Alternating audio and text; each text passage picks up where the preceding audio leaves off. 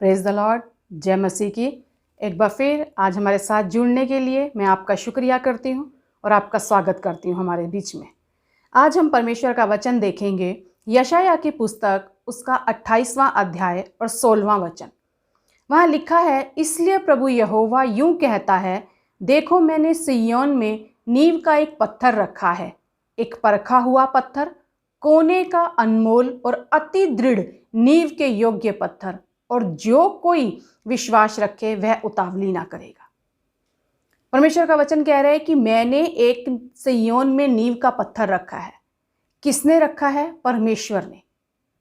और वो कौन सा पत्थर है? एक परखा हुआ पत्थर, एक अनमोल और अति दृढ़ नींव के योग्य पत्थर। जो कोई उसके ऊपर विश्वास करेगा वो उतावली नहीं करेगा। परखा हुआ पत्थर, अनमोल पत्थर, दृढ़ पत्थर, दृढ़ नींव, और जो उस पर विश्वास करेगा उतावली नहीं करेगा। 1 पत्रस 2:6 में लिखा है, इस कारण पवित्र शास्त्र में भी आया है, देखो मैं सिय्योन में कोने के सिरे का चुना हुआ और बहुमूल्य पत्थर धरता हूं, और जो कोई उस पर विश्वास करेगा वह किसी रीति से लज्जित ना होगा। यहाँ 2 बातें हैं इन दोनों वचनों में। पहली बात है कि जो कोई उस पर विश्वास रखेगा वो उतावली ना करेगा, और दूसरा वचन कह रहा है कि जो कोई उस पर विश्वास करेगा वह किसी रीति से लज्जित नहीं होगा। यानी उतावली करने वाला व्यक्ति लज्जित होता है, और जो उतावली नहीं करेगा वो लज्जित नहीं होगा। परमेश्वर का वचन बता रहा है कि हमें एक ऐसा पत्थर दिया गया है जो मजबूत है, जो परखा हुआ है, जो अनमोल है, और जिसकी जो नींव है वो दृढ़ है। अगर हम उसके ऊपर विश्वास रखते हैं तो फिर हम कभी अपनी जिंदगी में जल्दबाजी नहीं करते। उसके ऊपर अगर हम विश्वास करते हैं, और इब्रानियों के 11वें अध्याय का पहला वचन कहता है, विश्वास आशा की हुई वस्तुओं का निश्चय और अनदेखी वस्तुओं का प्रमाण है। यानी जो बातें हमें दिखाई नहीं दे रही वो बातें हमारे जीवन में पूरी होंगी, इस बात का जब हम विश्वास रखते हैं उस दृढ़ नींव के ऊपर, तो वो हमें धीरज देता है उन बातों के पूरे होने में। वो विश्वास में हमें धीरज देता है कि वो बातें पूरी हों, ये हम देख सकें, तब जब हम उसके ऊपर विश्वास रखते हैं। और अगर हम मत्ती की पुस्तक देखें उसका 7वां अध्याय, तो वहाँ 24वें और 25वें वचन में कुछ लिखा हुआ है। 24 से 27 तक अगर हम देखें, वहाँ लिखा है, इसलिए जो कोई मेरी ये बातें सुनकर उन्हें मानता है वह उस बुद्धिमान मनुष्य के समान ठहरेगा जिसने अपना घर चट्टान पर बनाया है। यानी जो मेरी बातें मानेगा, उनके ऊपर चलेगा, वो उस व्यक्ति के समान ठहरेगा जिसने अपना घर चट्टान पर बनाया है। यानी उसका विश्वास उस चट्टान पर होगा तो वो मेरी बातों को मानेगा। 25वां वचन कहता है, मेह बरसा, बाढ़ें आई, आंधियां चली और उस घर से टकराई, फिर भी वह नहीं गिरा क्योंकि उसकी नींव चट्टान पर डाली गई थी।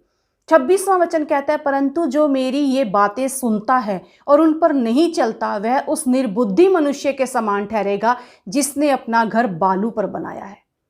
जो मेरी बातें नहीं मानता वो निर्बुद्धि मनुष्य के समान ठहरेगा। यानी जो मुझ पर विश्वास नहीं करता, जो उतावली करता है, जो जल्दबाजी करता है, वो निर्बुद्धि मूर्ख के समान ठहरेगा, वो लज्जित होगा।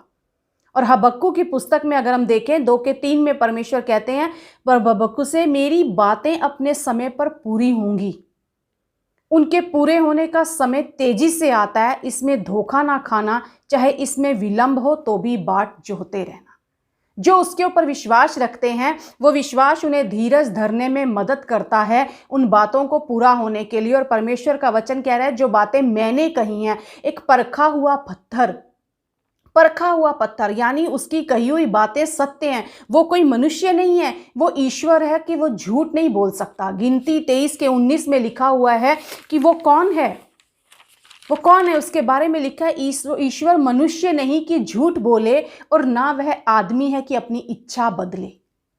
क्या जो कुछ उसने कहा उसे पूरा ना करे? क्या वह वचन देकर उसे पूरा ना करे? यानी वो परखा हुआ है, उसकी बातें सत्य हैं, उसकी बातें अटल हैं, उसकी बातें कभी नहीं टलेंगी। जो उसने कहा है वो होकर रहेगा। और परमेश्वर का वचन कहता है कि जो उसके ऊपर भरोसा रखते हैं, जो यहोवा के ऊपर भरोसा रखते हैं, वो सिय्योन पर्वत के समान है।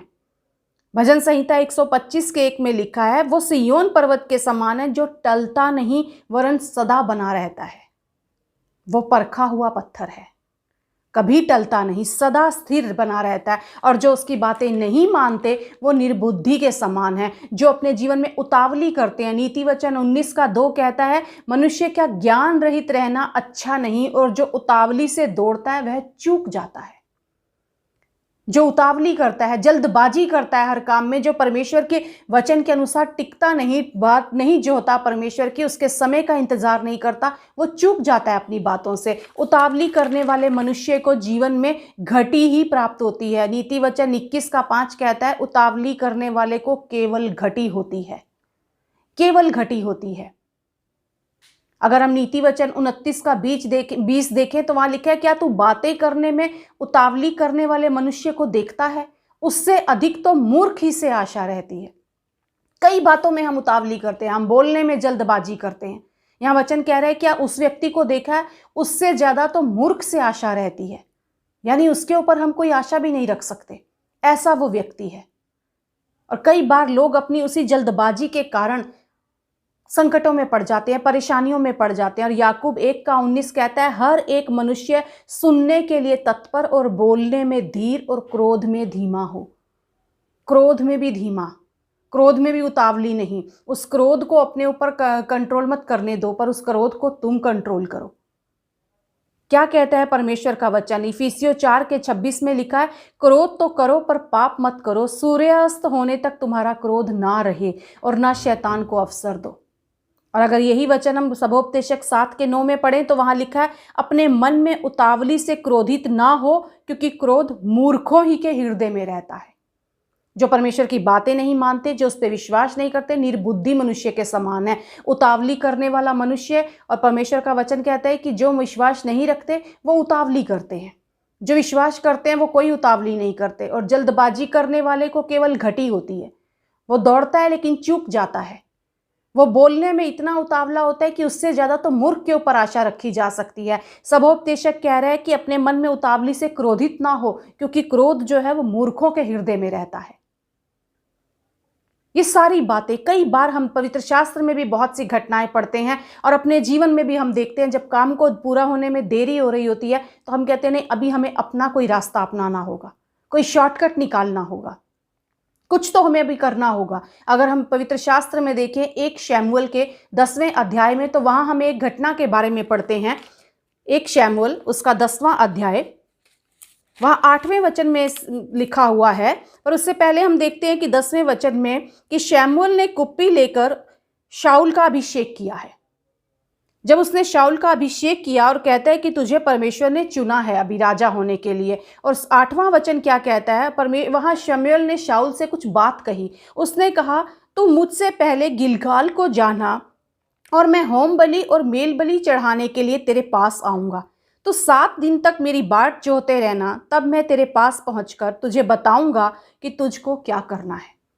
उसने यहाँ एक टाइम दिया है उसको कि तू मेरी इंतजार करना 7 दिन तक, फिर मैं आकर तुझे बताऊंगा कि क्या करना है वहां पर। और अगर हम इसी वचन को आगे देखें 13वें अध्याय में, तो 13वें अध्याय के 8वें वचन में इसी घटना को आगे बताया गया है। वहां लिखा है, वह शमूएल के ठहराए हुए समय अर्थात 7 दिन तक बाट जोता रहा, परंतु शमूएल गिलगाल में ना आया, और लोग उसके पास से इधर उधर होने लगे। तब शाऊल ने कहा, होम बलि और मेल बलि मेरे पास लाओ, और तब उसने होम बलि चढ़ाया। यहाँ उसने 7 दिन तक इंतजार किया। जब शमूएल नहीं आया तो वो बोलता है, ले आओ मेरे पास बलि, और उसने खुद होम बलि और मेल बलि चढ़ा दिया। और आगे 10वां वचन कहता है, ज्यों ही वह होम बलि को चढ़ा चुका तो क्या देखता है कि शमूएल आ पहुंचा। 7 दिन समय पूरा हो गया, अब तक शमूएल नहीं आया, अब मैं कैसे उसका और इंतजार करूं। और उसने क्या किया? उसने वो बलि खुद चढ़ा दी। जबकि परमेश्वर का वचन हबक्कू में कह रहा है, अपने समय पर मेरी बातें पूरी होंगी, उनके पूरे होने का समय तेजी से आता है। धोखा ना खाना, चाहे इसमें विलंब हो तो भी बाट जोते रहना। 7 दिन का समय शाऊल का निकल गया, लेकिन उसने इंतजार नहीं किया कि अगला इंस्ट्रक्शंस मुझे क्या मिलता है, तब मैं जान लूं कि आगे क्या होने वाला है। पर उसने वो बलि चढ़ा दी, और क्या हुआ? वचन कहता है, ज्यों ही वह होम बलि चढ़ा चुका, क्या देखता है कि शमूएल आ पहुंचा। जैसे ही उसने बलि चढ़ाई, शमूएल आ पहुंचा और उसने आकर शमूएल ने उससे पूछता है, तूने क्या किया? शाऊल ने कहा, जब मैंने देखा कि लोग मेरे पास से इधर उधर हो चले हैं और तू ठहराए हुए दिनों के भीतर नहीं आया और पलिश्ती मिकमाश में इकट्ठा हुए हैं, तब मैंने सोचा। वो कह रहा है, तब मैंने सोचा। तूने तो समय ठहराया था, पर उस समय मैंने सोचा। कई बार हमारे जीवन में जब काम को हम देखते हैं वो नहीं हो रहा, समय बीत रहा है या समय पूरा हो गया है, उसमें विलंब हो सकता है, प्रभु बोल रहे हैं, पर तुम धोखा ना खाना। पर यहां वो क्या कह रहा है? तब मैंने सोचा। और आगे वो क्या कहता है कि पलिश्ती गिलगाल में मुझ पर अभी आ पड़ेंगे और मैंने यहोवा से विनती भी नहीं की। दो बातें उसने यहां करी हैं। पहले तो वो कह रहा है मैंने सोचा, ये मेरी सोच थी जो मैंने सोचा। और दूसरा वो कह रहा है मैंने परमेश्वर से प्रार्थना भी नहीं की, यहोवा से मैंने विनती भी नहीं की, अतः मैंने अपनी इच्छा ना रहते हुए भी होम बलि चढ़ाया है। तीन बातें, मैंने सोचा, प्रार्थना भी नहीं की, मेरी इच्छा नहीं थी फिर भी मैंने ये काम किया है। कई बार पवित्र आत्मा हमें इजाजत नहीं देता, हमारा मन नहीं मान रहा होता, उसके बावजूद भी हम उस काम को कर देते हैं क्योंकि हमें लगता है कि नहीं, अगर नहीं किया तो देर हो जाएगी। मैंने सोचा, वो अपनी बात बता रहा है कि मुझे ठीक लगा, मैंने सोचा और मैंने विनती भी नहीं की, मैंने परमेश्वर के चरणों में रखने की भी जरूरत नहीं समझी कि परमेश्वर की क्या मर्जी है। और तीसरी बात वो कह रहा है अंदर से आत्मा भी मुझे गवाही नहीं दे रहा था, मेरा मन भी, वो कह रहा है मैंने अपनी इच्छा ना रहते हुए भी होम बलि चढ़ाया है। यही हमारे साथ होता है कई बार अपने जीवन में, हमारी मर्जी नहीं होती पर हमें लगता है कि नहीं, ये समय पे ऐसा लग रहा है, मुझे ठीक लग रहा है, और हम उस काम को कर देते हैं। एक शॉर्टकट हम अपना लेते हैं, जल्दबाजी, उतावली, काम पूरा नहीं हो रहा, चलो ये रास्ता मुझे ठीक लग रहा है। क्या किया अब्राहम और सारा के बारे में अगर हम देखें तो परमेश्वर ने अब्राहम को वचन दिया, वाचा बांधी, तेरे वंश को मैं तारागण के समान बढ़ाऊंगा। सारा ने क्या किया? कैसे वाचा पूरी होगी, मैं तो बूढ़ी हूं। वो अपनी इच्छा को बीच में ले आई और उसने कहा मेरी दासी के पास तू चला जा। हम अपनी मर्जी करने लगते हैं, जल्दबाजी करने लगते हैं। परमेश्वर ने आपके और मेरे लिए बहुत से प्लान बनाकर रखे हैं, लेकिन हम उस प्लान में बने रहें, उससे ज़्यादा हमें लगता है समय निकला जा रहा है, मुझे कुछ काम करना होगा इसमें। यहाँ शाऊल कह रहा है कि मैंने सोचा मैं इस काम को कर लूँ, और मैंने प्रार्थना भी नहीं करी और मेरी इच्छा भी नहीं थी, फिर भी मैंने इस काम को कर दिया।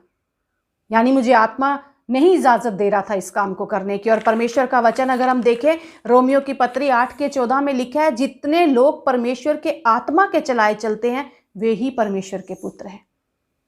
आप और मैं, आज परमेश्वर का वचन हमें सिखा रहा है कि जो सिय्योन में एक नींव का पत्थर रखा है, वो परखा हुआ पत्थर है, अनमोल है, अति दृढ़ नींव के योग्य, और जो कोई उस पर विश्वास रखे वह उतावली ना करेगा।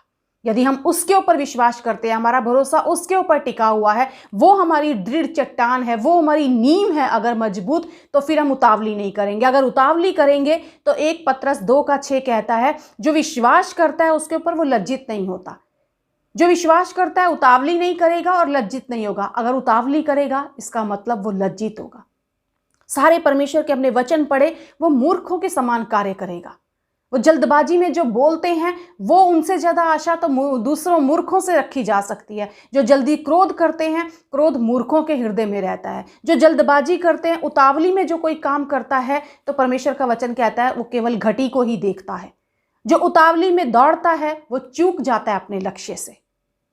अगर हम याकूब की पुस्तक देखें तो याकूब 1 में लिखा हुआ है, 1:4 में, धीरज को अपना काम पूरा करने दो। धीरज को अपना काम पूरा करने दो कि तुम पूरे और सिद्ध हो जाओ और तुम में किसी बात की घटी ना रहे। आज धीरज को हम अपने अंदर काम करने दें, उतावली ना करें, उस परमेश्वर की बात जोते रहें जो खुदा कहता है कि सुनने में तत्पर, बोलने में धीर, क्रोध में धीमा हो जाओ। जो खुदा आपको और मुझे कहता है मैंने जो बातें कही हैं वो बातें ज़रूर पूरी होंगी, और वो समय जल्दी ही आता है, तेजी से आता है। तुम धोखा ना खाना, मूर्ख मत बन जाना, लज्जित ना हो जाना, निर्बुद्धियों के समान कार्य मत करने लगना, चाहे इसमें विलंब हो तो भी बाट जोहते रहना। हमारे प्रभु यीशु मसीह को कभी कोई जल्दबाजी नहीं होती। जब मार्था और मरियम उन्हें संदेशा भिजवाती हैं कि हमारा भाई बीमार है, तू आ जा, तो यूहन्ना का हम अगर 11वां अध्याय देखें तो वहाँ 6ठे वचन में लिखा है, फिर भी जब उसने सुना कि वह बीमार है तो जिस स्थान पर वह था वहाँ 2 दिन और ठहर गया। परमेश्वर को कोई जल्दबाजी नहीं है। और जो उसके ऊपर विश्वास रखते हैं, खुदा कहता है वो भी उतावली नहीं करेंगे। जो विश्वास रखते हैं वो कभी लज्जित नहीं होंगे। अपने जीवन में धीरज को पूरा करने दो काम।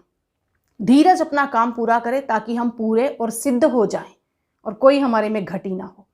विलंब हो रहा है बातों में, पर हम धोखा ना खाएं, यहोवा की बाट जोते रहें, क्योंकि जो बातें उसने कही हैं वो पूरी होने के लिए तेजी से समय निकट आ रहा है। और परमेश्वर का वचन कहता है ईश्वर मनुष्य नहीं कि झूठ बोले। वो परखा हुआ पत्थर है, वो परखा हुआ पत्थर है आपके और मेरे जीवन में। और जो उसके ऊपर खड़े होते हैं, जो यहोवा पर भरोसा रखते हैं, वो सिय्योन पर्वत के समान है जो सदा अटल रहेगा, कभी टलने का नहीं। धीरज को काम करने दो, यहोवा की बाट जोते रहो। भले ही विलंब हो रहा है पर उसकी बाट जोते रहो और परमेश्वर आपके जीवन में अपने कार्यों को पूरा करेगा, क्योंकि वो परखा हुआ है। आमीन। विश्वास करती हूँ आज इस वचन के द्वारा आपने आशीष और बरकत को पाया है। आमीन।